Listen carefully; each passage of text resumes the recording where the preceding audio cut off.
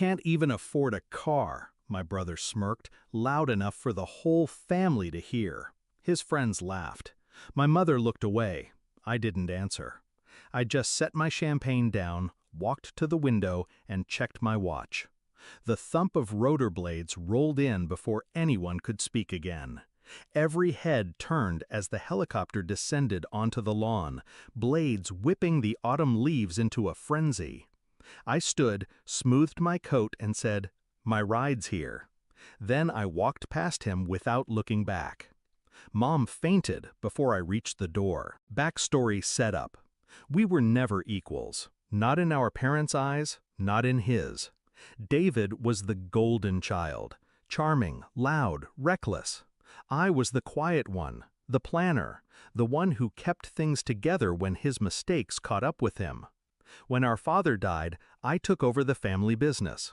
Not because I wanted to, because someone had to. I grew it, doubled our profits, paid off debts David never even knew existed.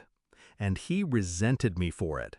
Every success I had was, to him, a personal attack. Discovery of betrayal. It started with missing funds, small amounts, easy to overlook, until I saw the transfer logs, payments to shell companies David had set up. When I confronted him, he laughed. "You've got enough. Think of it as my bonus." Then he went further, spread rumors that I was mismanaging the business, told our mother I was gambling company money. And the board, half of them his drinking buddies, began questioning my leadership. It wasn't just theft, it was an attempt to ruin me. Shift in mindset. Strategic planning begins. I didn't yell, I didn't threaten. I smiled and told him we should work things out.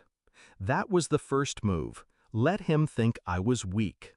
I called in auditors, not to the whole company, just to our private holdings. Quiet, surgical. Within 2 weeks, I had everything.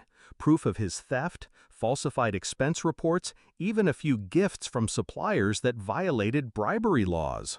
Then I made my second move. I started selling off my shares, quietly to investors I trusted. By the time David realized what I was doing, I'd already shifted control of the company away from both of us. He had no idea the buyer was working with me. Execution of the plan.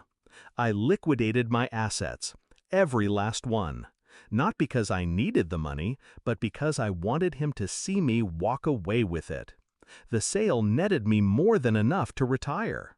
But I didn't retire. I invested in a new company, one David couldn't touch, one in a market he didn't understand.